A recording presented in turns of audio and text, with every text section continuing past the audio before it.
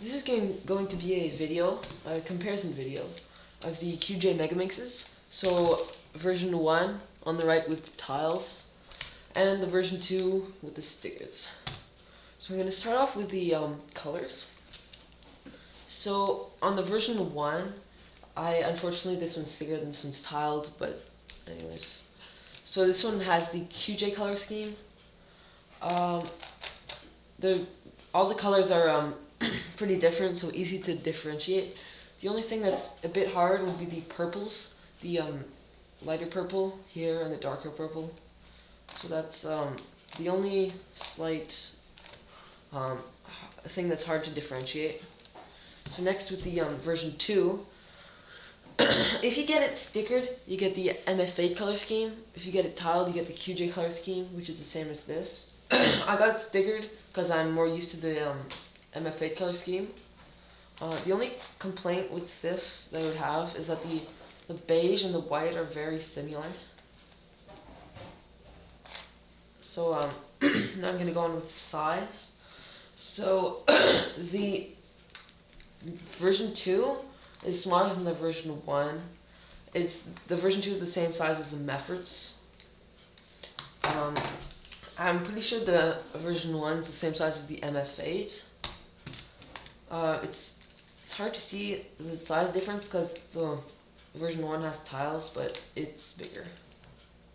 So now I'm going to go on to the weight. So I've got this scale.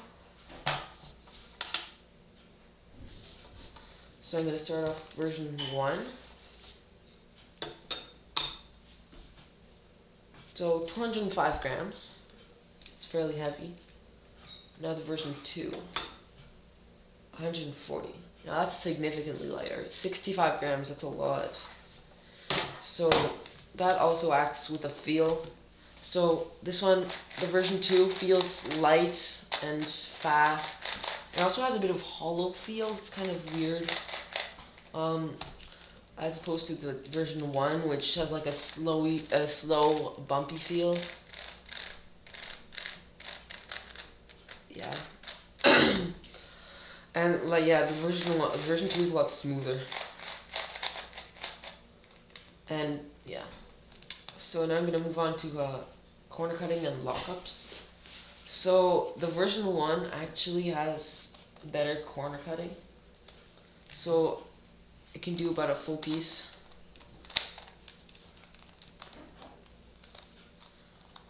I usually can. Yeah. Full piece pretty easily. Whereas the version 2, it won't do full piece. It'll block. It can almost do full piece, but not quite. As for lockups, I think they happen a bit more often on the version 2, but only because it's faster. So you're more prone to lockups. But still, they don't happen that often. You also sometimes get lockups because the corner cutting is not that great on the version 2. So now pops. The version 2, I've never ever got a pop on it. It's hard to pop, but the version 1, it pops a lot. It's popped less since I put lube in it, which is kind of weird. But yeah, it pops a lot more. It's not very hard to pop. It happens pretty often. Sometimes you get like a lockup and it explodes. It's quite annoying.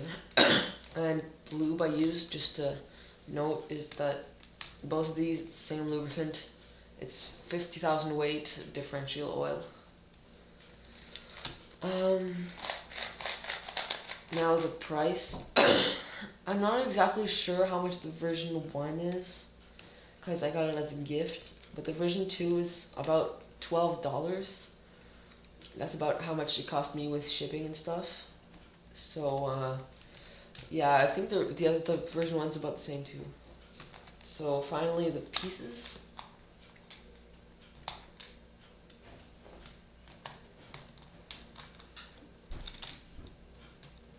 So the version 1 seems to be modeled more off the megaminxes, but the version 2, it seems to be more MFA modeled off. So I'm going to start off with the version 1 pieces. So this is the corner. It's got like a double lock kind of thing here. And it's smooth. Now for the edge, it seems rather square, and it's got the same double lock kind of thing. Yeah, these are very similar to the Mefforts. Now for the version 2, the corner is similar to the MF8, except the stock's a bit less long.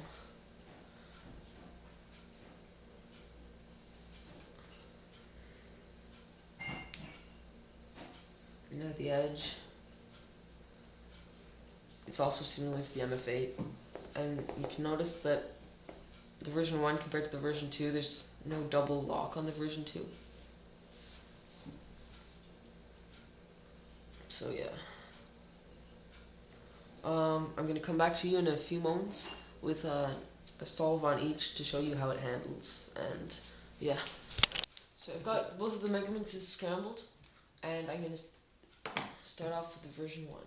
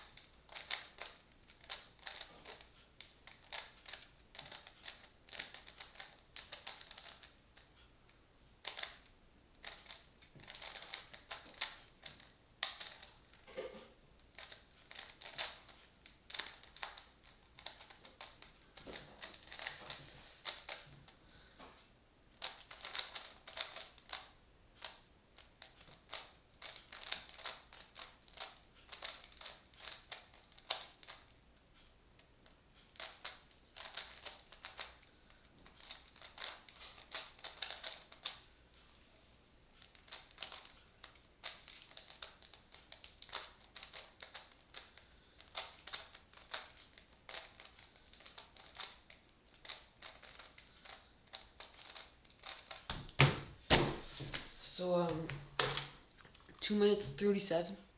That was horrible. 2 minutes 37.11.